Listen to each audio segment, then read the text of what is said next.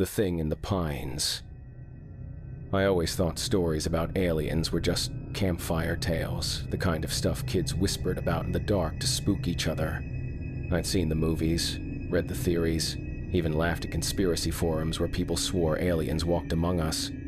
But none of that prepared me for the night in 2019 when I went camping in the Washington Cascades with 2 friends. If I had known what was waiting in those woods, I never would have stepped out of the truck. It was late September, the air sharp and cool, the kind of weather where you can smell pine sap and damp earth everywhere. My buddies, Ryan and Chris, had convinced me to take one last camping trip before the heavy rain set in. We'd driven up a rough logging road until the truck couldn't climb anymore, then hiked another half-mile with our packs to a clearing surrounded by tall firs. No cell service, no other campers, just us, a creek trickling nearby, and the silence of the woods. We set up our tents around a fire pit Ryan had made out of stones. By the time we got the flames going, the sun had dipped behind the ridge. Shadows stretched long and black through the trees. It felt peaceful, in that isolated way where you realize you're completely cut off from everything.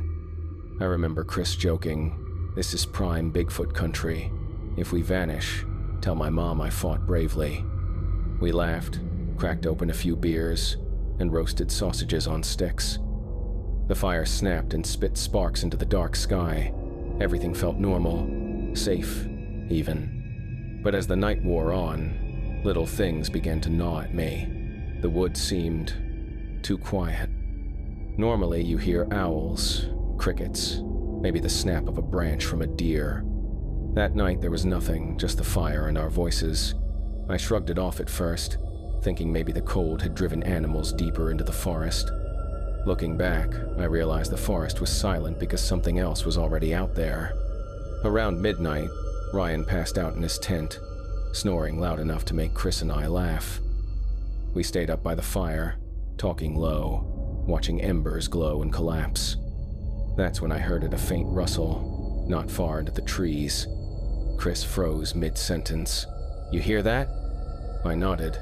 The sound was subtle, like something brushing against bark. Then came a sharper noise, a branch snapping under weight, too heavy for a squirrel, too deliberate for the wind. "Probably a deer," I whispered, though even as I said it, my chest tightened. We listened hard. The forest answered with silence. Then came another sound, soft, almost rhythmic, like a low, hissing exhale, stretched and wrong. Chris muttered, "That's not a deer." I grabbed my flashlight, flicked it on, and aimed toward the trees. The beam caught trunks and underbrush, but nothing moved. My skin prickled, and I shut the light off quickly, suddenly aware of how much of a beacon it made us. We let the fire die lower, embers glowing red instead of flames licking tall. That's when the smell hit faint at first, but unmistakable. A stench of rot, like roadkill left too long in the Sunday. It wafted in with the cold air, thick and nauseating. Chris gagged. "Jesus, what the hell is that?" I didn't answer. My gut told me to crawl into my tent, zip it shut, and pretend none of this was happening. But another part of me couldn't stop staring into the black gaps between trees. I felt like something was staring back. Eventually, we went to our tents, pretending sleep would make it go away. But it didn't. I don't know how long I slept before the noise woke me. A scrape, faint but distinct, like claws dragging against stone. My eyes snapped open. My tent fabric glowed faintly with moonlight. Then came another sound. Wet, guttural clicking, too alien to be human, too deliberate to be random. At first I thought it was a dream, but then Chris screamed. It wasn't a startled yelp, it was full terror, cut short, a choked-off cry that ended in silence. I bolted upright, heart pounding. I unzipped the tent a few inches and peeked out. The fire pit glowed with faint embers. Ryan's tent was still. Chris's tent, though, the side of it sagged inward like something heavy pressed against it from outside. Then I saw claws, black and slick, sliced downward through nylon like butter. Something emerged tall, hunched, glistening in the moonlight with an unnatural sheen. Its head was long, ridged, eyeless. Its body rippled like wet muscle pulled over bone. And its tail, God, that tail curled behind it, bladed and twitching. I knew instantly what it was, though my brain screamed against the truth. A xenomorph. Not Hollywood, not CGI, real. Towering over Chris's crumpled tent, it tilted its head, jaws splitting open to reveal that second mouth sliding out on a hinge of sinew. Chris whimpered from inside. A second later, the thing struck. The tent convulsed as if a giant fist had slammed down. The sound that followed was something I'll never forget, a wet crunch, like fruit being crushed, mixed with the shriek of tearing flesh. Chris's scream cut off instantly. I covered my mouth, fighting bile. Every instinct screamed at me to run, but I stayed frozen, peeking through the slit of my tent, praying it wouldn't notice me. The thing crouched, tearing through Chris's tent with claws, pulling his limp body free. His head lolled unnaturally. Blood glistened black in the moonlight as it dripped onto the pine needles. Then the smell hit again, stronger, like rot mixed with acid. My eyes watered. The xenomorph lifted Chris's body with terrifying ease, studying him like a toy. Its tail lashed, then pierced him straight through the chest. I bit down on my knuckle to stifle a sob. It held him for a moment, then carried him into the trees, moving with a fluid, inhuman grace.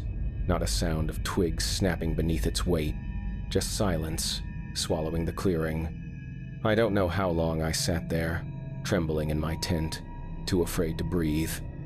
Ryan snored on, oblivious, until morning. I wanted to wake him, to scream, but fear rooted me to the ground.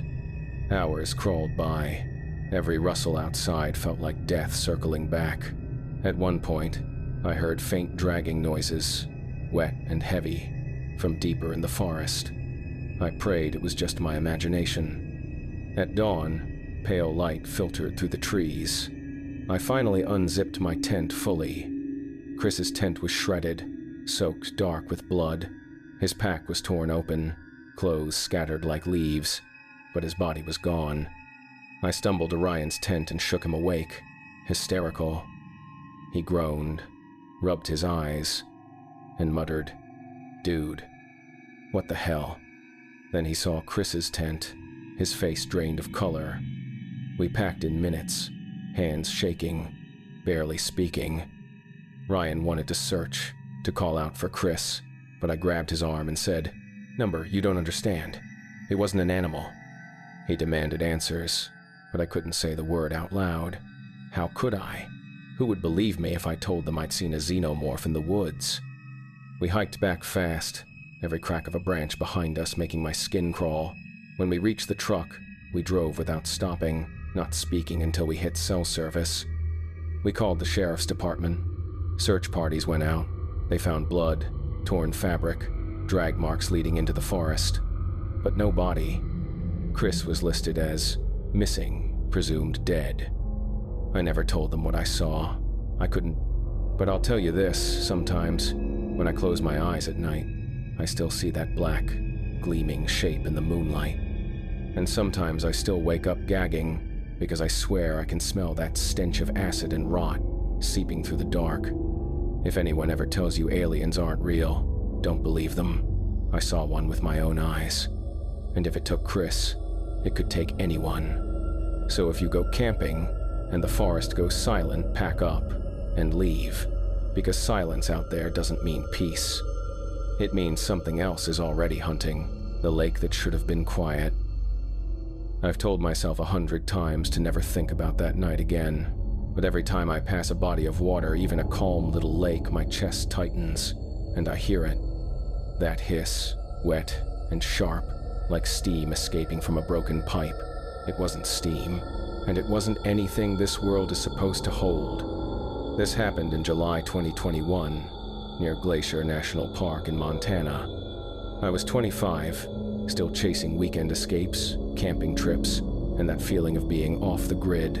It was supposed to be a 3-day trip, me, my girlfriend Megan, and her younger brother Kyle. We packed light, kayak strapped to the roof of the SUV, and set off early in the morning. I should have listened to Megan when she said the lake felt wrong.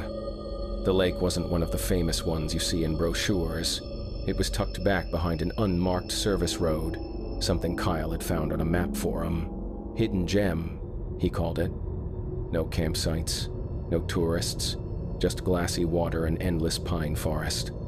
We hiked down a half-mile trail carrying packs, coolers, and tents, mosquitoes buzzing in the heat. When the lake came into view, I'll admit, it was gorgeous. Smooth water reflecting the tree line, a ribbon of blue sky above. The kind of scene that makes you want to dive right in. We set camp near the shore, built a fire ring out of rocks, and cooked hot dogs over the flames. The air smelled like charred wood and sunscreen. The three of us paddled out on kayaks that afternoon, gliding across mirrored water. I remember Megan laughing as she splashed Kyle, sunlight catching in her hair. Nothing about it seemed wrong yet. But that night, after the fire burned low and the forest closed in, the lake stopped being beautiful. It became a mouth, a black, waiting mouth. Around midnight, I woke to the sound of water sloshing. At first, I thought it was just waves lapping the shore from a breeze. But when I unzipped the tent flap, the lake was flat calm. The ripples weren't from wind. I leaned out, listening. The sloshing came again, louder like something moving just below the surface. Then I saw it, a dark shape, too large to be a fish, gliding near the middle of the lake. I froze, squinting. No details, just bulk. Sliding smooth as oil across the water. It disappeared without a splash. I told myself it was a log, drifting, or maybe a beaver, but I couldn't shake the way it moved. Too deliberate, too alive. I crawled back into the tent, tried to sleep, but my ears stayed locked on every sound. At some point, Megan stirred and whispered, "Do you hear that?" I whispered back, "Yeah, don't look." We didn't sleep much. By dawn, the lake looked normal again. We tried to laugh it off over instant coffee and oatmeal. Kyle teased us for being paranoid. "Probably just a moose swimming," he said. "Happens all the time up here." But moose don't hiss. The second night was worse. We'd kayaked and hiked all day, tired and sunburned. After dinner, Kyle walked down to the lake to wash his pan. A minute later, he called out, "What the hell is this smell?" I joined him and nearly gagged. The air was thick with stench, sour, metallic, like blood and ammonia mixed. My eyes watered. The smell seemed to rise off the lake itself, drifting in waves. Megan covered her nose. We should move camp. But it was late, and we didn't have energy to haul gear uphill in the dark. I told myself maybe some fish had died, or algae was blooming. Anything but what my gut whispered. Something else is here. Asterisk. That night, the silence was unbearable. No crickets, no owls, nothing. Just the occasional faint lap of water. And then, in the distance, a scream. Not human higher, sharper, like metal being torn apart but wet, organic. The scream echoed across the water and cut off instantly. We sat in the tent, clutching each other, every hair on my body standing up. And then came the hissing. Low, drawn out, sliding across the surface of the lake, closer and closer. It happened fast, and it still replays in my head in slow motion. Sometime past 2 a.m., Kyle shook me awake. His eyes were wide, his face pale. "Something's outside," he whispered. The sound was unmistakable now, heavy footsteps in wet soil, a scrape of claws against rock, then a shadow moved past the thin nylon wall of the tent. Tall, too tall. Megan clamped her hands over her mouth. I held still, not daring to breathe. Then the tent wall bulged inward, as though pressed by a massive hand. Black claws sliced down, tearing the fabric like paper. Moonlight revealed it fully. A nightmare shape crouched over us, dripping with lake water, black skin gleaming slick. Its skull stretched long and smooth, eyeless, teeth glistening with saliva that hissed when it hit the ground. A tail arched high, bladed at the end, twitching like a whip about to strike. The xenomorph. Real. Kyle screamed.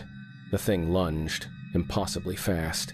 Its inner jaws shot forward, punching through his skull with a crack that echoed. Blood sprayed across the tent wall. Megan shrieked, thrashing, scrambling out through the tear in the fabric. I bolted after her, tripping over Kyle's twitching body. We ran blindly toward the tree line. Behind us, I heard Wet tearing the creature, ripping Kyle apart like butchered meat. We didn't look back. Branches whipped our faces. My lungs burned. The hissing followed, closer and closer, impossibly fast despite its size. Megan stumbled. I grabbed her hand, dragged her, but when I looked over, she was gone. Pulled backwards into the dark. Her scream cut off in a wet gurgle. I didn't stop running. I don't know how I made it back to the trailhead. Hours blurred into a nightmare of shadows and breathless terror. I collapsed in the dirt at sunrise, shaking, my clothes stiff with blood that wasn't mine. When I finally flagged down a ranger on the service road, I could barely speak. They found the campsite wrecked, tents shredded, blood everywhere, but no bodies. Officially, Megan and Kyle are missing. The reports say maybe a bear attack, maybe drowning. But I know the truth. Because sometimes, when I dream, I hear that hissing again. I see black water rippling though nothing touches it.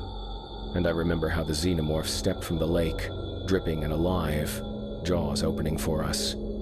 They aren't just in space. They aren't just in movies. They're here. And if you're ever camping by a lake, and the water ripples without wind, leave. Don't wait. Don't look. Just leave. Because the lake isn't empty. It's a doorway. And something on the other side is already watching. The abandoned fire tower. I used to think forests were safe. Lonely, maybe. But safe just trees, dirt, and silence. Now I know better. Silence in the woods doesn't mean peace. It means so. This happened in October 2020, when my cousin Matt convinced me to hike and camp along an old logging trail in northern Idaho. We planned to spend 2 nights out there, with the second night in an abandoned fire lookout tower he'd read about online. The tower's been torn down since, and after what I saw, I think I understand why. Matt was always chasing hidden adventures. He'd spend hours online scrolling forums for forgotten trails, ghost towns, places people had stopped visiting decades ago. When he showed me a photo of the fire tower, wooden, 4 stories tall, perched on a ridge, I'll admit, I thought it looked cool. "Hell of a view up there," he said. We left on a Friday morning, packs loaded with gear, the air crisp with that October bite. The forest smelled like wet leaves and sap, golden light streaming through branches. The trail was rough, littered with fallen logs, but beautiful. By evening, we reached the ridge. The tower rose above us, its frame black against a red sunset. It looked skeletal, weathered, the top platform leaning slightly. Wind rattled the loose boards, making the whole structure groan. "Perfect," Matt grinned, "like our own haunted treehouse." We set camp at the base, figuring we'd climb up later. The view really was incredible, endless pines stretching in all directions, mountains, purple on the horizon. We ate ramen on our camp stove, cracked a couple beers, and laughed about how no one knew where we were. The forest was quiet, too quiet. It started with the smell. Around midnight, we climbed up the creaky ladder to the second level of the tower to crash in our sleeping bags. The wind howled through gaps in the wood, the boards shifting under our weight. But underneath that drifting up from the forest floor came a sour stench, metallic, chemical, like burning wires mixed with blood. Matt wrinkled his nose. Dead animal, maybe. But I knew that wasn't it. I'd smelled dead deer before. This was sharper, acrid, like acid. We tried to sleep. Somewhere past 2 a.m., I woke to a noise below a slow scrape, like claws dragging across wood. Then a thud, another thud. heavy, deliberate. I held my breath, straining to listen. Matt whispered, "You hear that?" Before I could answer, something hissed. Long, low, wet. The sound slid up through the tower like steam, wrapping around us. Every hair on my arm stood on end. I shined my flashlight through the cracks between boards. For a second, I thought I saw movement black, sleek, reflecting light like wet stone, but when I blinked, it was gone. Matt muttered, "Probably just a bear," but his voice was shaking. We stayed awake until dawn, ears locked on every creak and rustle. The next day, we tried to laugh it off. We hiked, took photos, told ourselves the forest plays tricks, but the silence never lifted. No birds, no bugs, nothing, just dead air. By the time the sun dipped, I begged Matt to pack up and hike out, but he insisted we stay. "Come on, one more night. When else are we going to have a whole fire tower to ourselves?" I gave in. Stupidest mistake of my life. That night, the smell hit earlier, stronger. It clung to the wood, burned my throat. Then came the sounds. Scraping, thudding, breathing. Something was climbing the tower. Boards creaked below us. Nails groaned. The whole structure shuddered with weight. Matt grabbed his knife, hands trembling. I clutched the flashlight, my heart pounding so loud I swore the thing could hear it. And then it appeared. It crawled into view on the platform below us, unfolding from the shadows. Black, glistening, ribs flexing under stretched skin. Its skull was long, ridged, smooth like obsidian. It moved with terrifying grace, tail curling behind it, tipped with a blade. A xenomorph, real. It tilted its head upward, eyeless face locking on us like it could see anyway. Its jaws slid open, inner mouth sliding out, dripping saliva that hissed when it hit the wood. Matt whispered, "Jesus Christ." The thing hissed back, louder, reverberating through the tower. It leapt. The entire platform shook as it landed with impossible speed. Matt swung his knife useless. The creature backhanded him with claws, sending him sprawling against the railing. Boards cracked under his weight. I screamed, blinding it with my flashlight. For a split second, the beam reflected off its slick skull. It shrieked, furious, and lunged. Matt tried to stand, but the tail lashed out, impaling him straight through the chest. The sound of wet crunch, air bursting from his lungs, still haunts me. His body dangled like a puppet before the creature ripped him free and tossed him aside.